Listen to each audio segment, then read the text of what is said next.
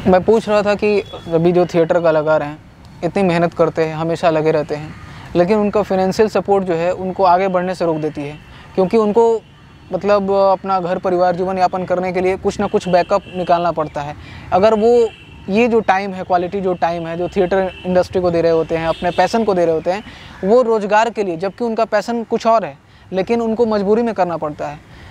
इसमें अगर कुछ कोई आ जाए, स्कीम आ जाए सरकार की तरफ से जिसमें जीवन यापन हो सके आराम से और वो पैशन को फॉलो कर सके, इसमें क्या राय है आपकी? ग्रांट वाली बात भी, हाँ जी, वही बात कर रहा हूँ। इंडिविजुअल ग्रांट था वो बंद। बिल्कुल, ग्रांट वाली बात पर हम लोग बात करेंगे, वो तो एक दूसरे तरह का मामला है और उसमें बहुत सारी बातें हैं, लेकिन मैं उससे पहले मतलब एक दिशा में प्रकाश डालना चाहता हूँ, जिस पर बात करना चाहता हूँ। बिल्कुल। अक्सर उस पर बात नहीं करते, क्योंकि हम सब जब पढ़ने के मतलब मैं जब पढ़ रहा था तभी मुझे ये पता चला कि आपको ये देखना होगा कि सारे रंगमंच के साथ ये हालत नहीं है। आप जब स्टडी करेंगे भारत में कहाँ कहाँ थिएटर हो रहा है, तो आप देखेंगे कि बंगाल में अच्छा थिएटर हो रहा है, आप देखेंगे साउथ में बहुत अच्छा थिएटर हो रहा है, गुजराती थिएटर बहुत अच्छा है। ये हिंदी पट्टी के थिएटर में ये क्राइसिस है कि अभिनेता यहाँ पर सरवाइव नहीं कर पा रहा है। डायरेक्टर सरवाइव कमोबेश कर लेते हैं, डिजाइनर कर लेते हैं, टेक्नीशियन कर लेते हैं, आप बैक स्टेज के लोग यहाँ सरवाइव कर लेते हैं, लाइट डिजाइनर कर लेंगे, लेकिन आप एक्टर के लिए जो क्राइसिस है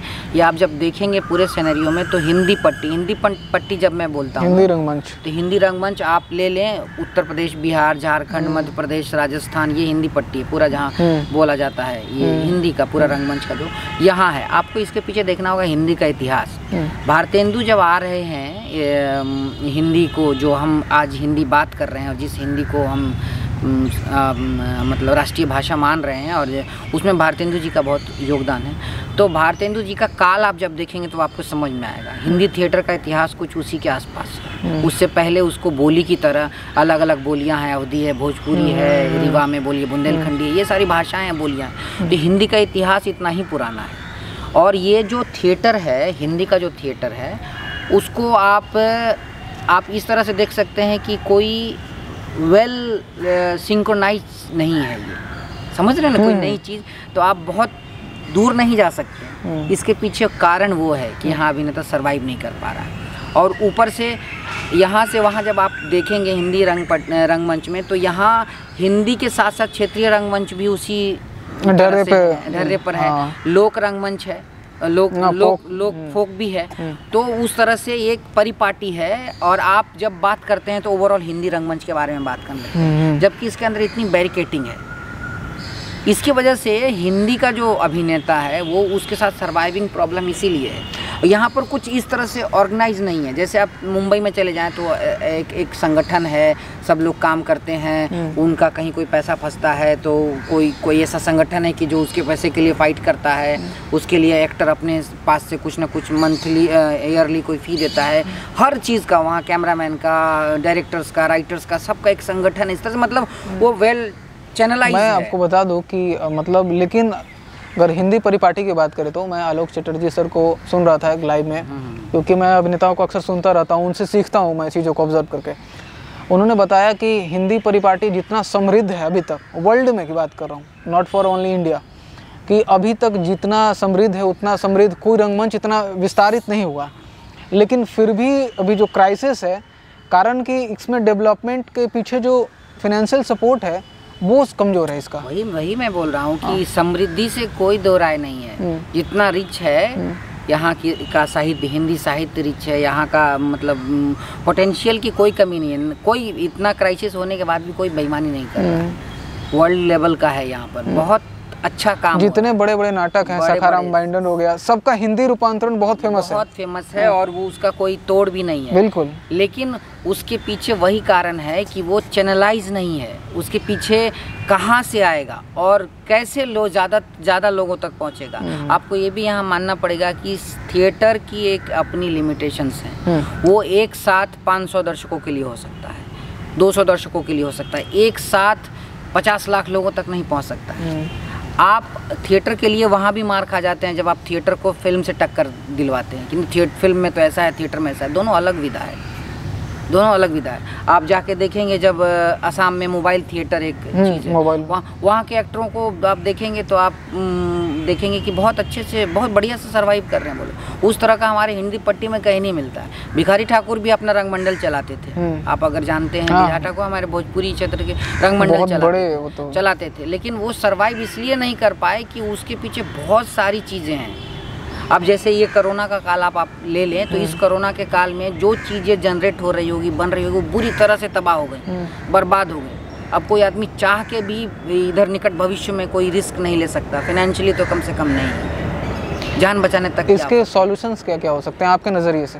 देखिए, सॉल्यूशंस इसके यही हो सकते हैं कि ये मतलब कि एक खास तरह से कोई एक चेन ऐसी हो, कोई ऐसी मॉनिटरिंग सिस्टम हो जो कि लगभग असंभव है। तो ये सवाल एक तरह से इस तरह से है कि इन्फिनिटी जैसा सवाल है कि कब होगा, कहाँ होगा, इसका क्या छोर होगा। कोई इसका प्रॉपर सॉल्यूशन नहीं है निकट भविष्य में, तो मुझे नहीं दिखता, क्योंकि ये इस तरह से है कि ये छोटा सा कोई 10, 20, 50 लोगों की तो बात है नहीं, सबके अलग अलग चीज़ें हैं। उसमें क्षेत्रीय रंगमंच है, हिंदी का रंगमंच है, बाकी सारी चीज़ें हैं। उसको एक पेज पर लेकर आना ये बहुत टफ काम है। देश की आज़ादी के समय जैसे लोग हुए होंगे उसी तरह की बात होगी यहाँ पर, कि एक पेज पर लाना और एक पॉइंट पर सहमति करना कि भाई थिएटर में जो एक्टर काम कर रहा है उसका पेमेंट इतना होना चाहिए, अगर उसको इतना पेमेंट नहीं मिला तो वो क्लेम कर सकता है। ये ऑरा बनने में अभी बहुत टाइम, पता नहीं कितना टाइम लगेगा, लेकिन ये इसमें वक्त है। क्या थिएटर कमर्शियल हो सकता है? बिल्कुल हो सकता है। जब गुजराती थिएटर हो सकता है, बाकी सारे थिएटर हो सकता है। उसके पीछे एक ये भी कारण है कि आप थिएटर के क्वालिटी के साथ क्या करते हैं। आप अपने यहाँ भी देखते होंगे कि थिएटर की क्वालिटी अगर आप बना के रखेंगे तो आपके दर्शक हमेशा आपसे जुड़ेंगे। ये मैं अक्सर देखता हूँ टिकट का भी कुछ सवाल है जो डायरेक्टली मैं पूछना चाहूँगा कि जब आप टिकट रखते हैं, यहाँ पटना की बात कर रहा हूँ, तो दर्शक का जो जुड़ाव है वो कम हो जाता है, ठीक है, क्योंकि जैसे ही कमर्शियल किया किसी ग्रुप ने।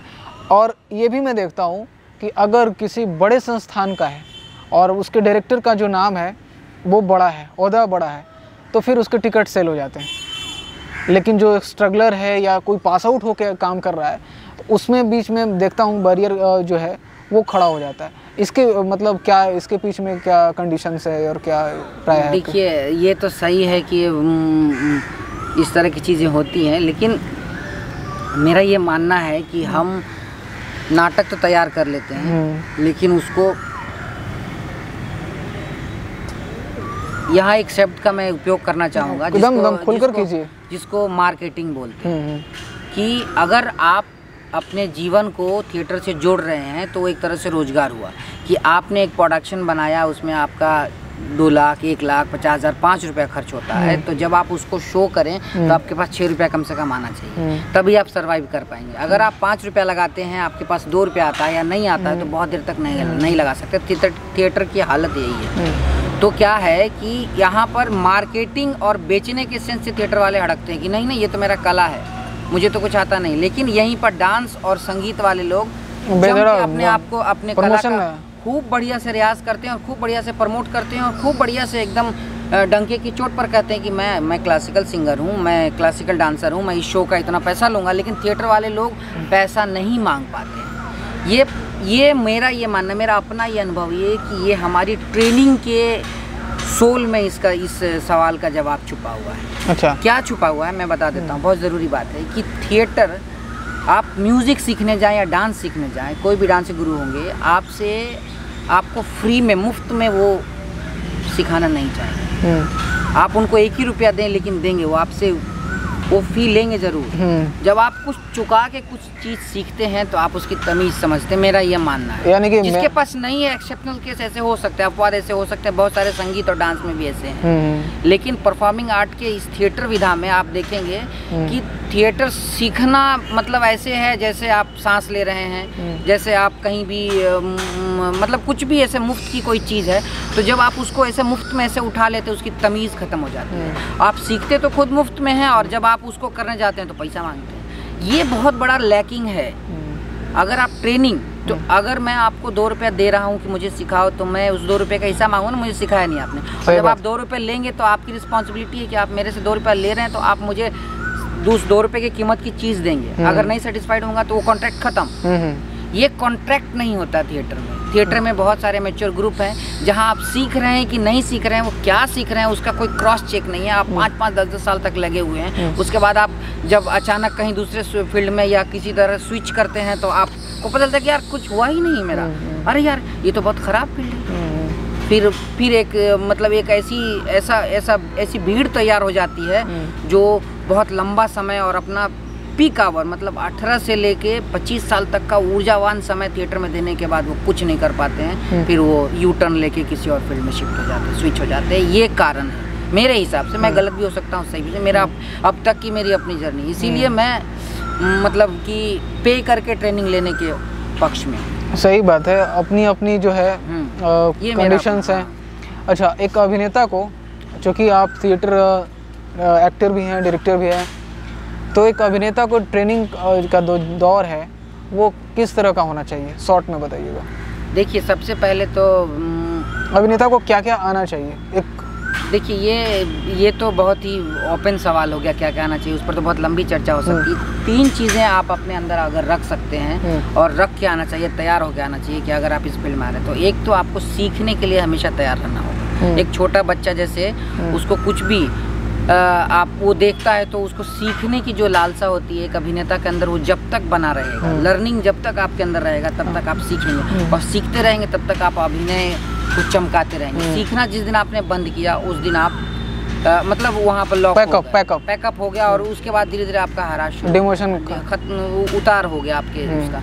तो एक तो आपको सीखने के लिए आना चाहिए और दूसरा नए अभिनेताओं को लंबी दौड़ के लिए तैयार होकर आना चाहिए। ये शॉर्टकट नहीं है। दुनिया का कोई भी संस्थान, दुनिया का कोई भी आदमी अगर आपको ये कहता है कि यहाँ पहुँचने का कोई शॉर्टकट है, ये गलत है। उस पर आप मत विश्वास कीजिए, मत विश्वास कीजिए। आपको तैयार होकर आना पड़ेगा कि आपको लंबा चलना है। हो सकता है आप रातों रात सफल हो जाएं, लेकिन आप रातों रात सफल सोच के आएंगे तो आपको धोखा होगा। आप अगर सोच के आएंगे कि नहीं मैं 5 साल तक अगर मुझे करना पड़ा ये संघर्ष तो करूँगा, तो अगर रातों रात सफल होंगे तो आप उसको सेलिब्रेट कर पाएंगे। लेकिन अगर आप सोच के आएंगे कि मुझे तो 5 दिन में स्टार बनना है और आपको वो लंबा चला संघर्ष, तो आप टूट जाएंगे और बुरी तरह से टूटेंगे।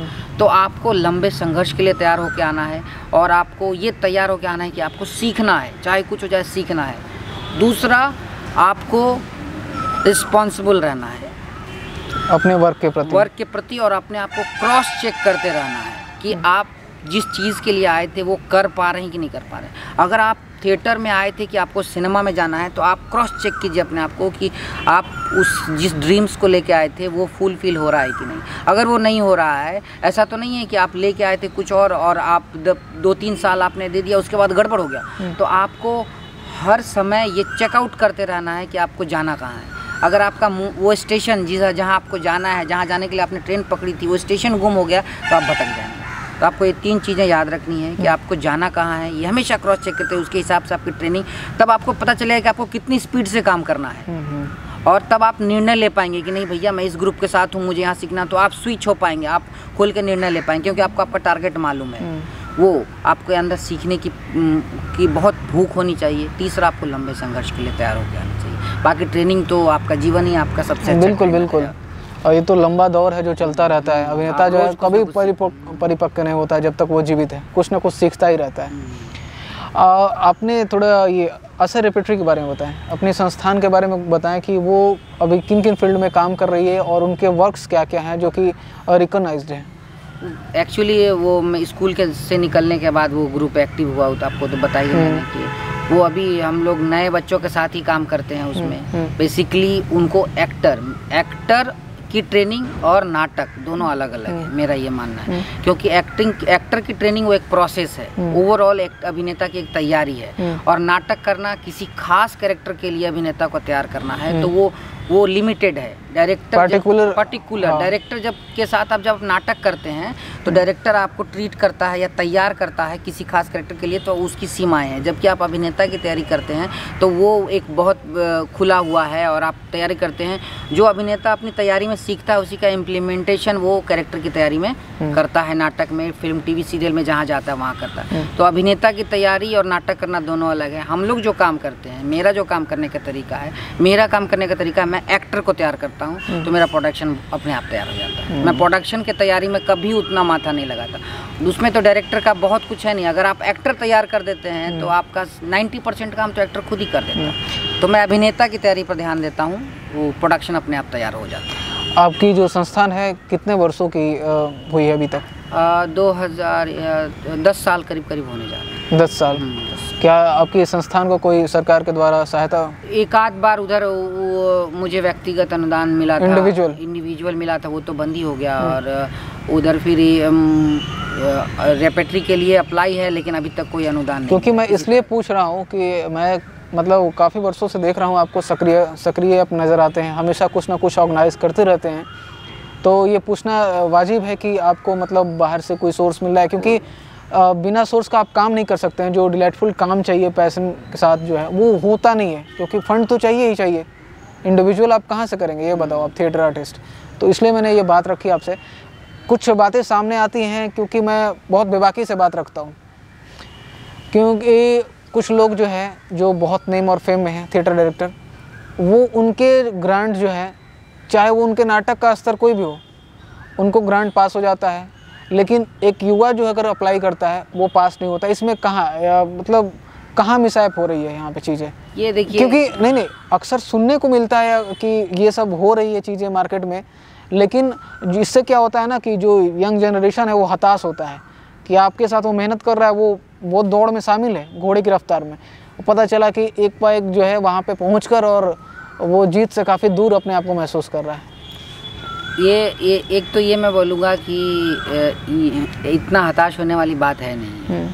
ये बाहर से देखने में भले ही वैसा लगता होगा। जहाँ तक मेरे संस्थान को किसी तरह की सरकारी सहायता मिलने की, तो एक बार शायद फेस्टिवल ग्रांट मिला है। उसके बाद से हम लोग 2 साल से फेस्टिवल पॉकेट से ही कर रहे हैं, साथ ही मिलकर करते हैं। दूसरे ग्रुपों को हम लोग रिक्वेस्ट करते हैं कि हम लोग पॉकेट से कर रहे हैं, तो वो आके उनको हॉल वगैरह अवेलेबल करा देते हैं, और वो फिर उस तरह से 2 साल से हम लोग कर रहे हैं। और रेपेट्री के नाम पर, रेपेट्री सैंक्शन तो है, लेकिन अभी तक 3 सालों से कोई भी किसी तरह का कोई अनुदान मिला नहीं है। तो अभी पॉकेट से। क्या आपने अप्लाई किया? हाँ, रेपेट्री के लिए अप्लाई है, और अनुशंसा भी हो रखी है रेपेट्री के लिए, लेकिन अभी तक किसी तरह का अनुदान रेपेट्री के नाम पर नहीं मिला है, कि रेपेट्री ग्रांट के नाम पर।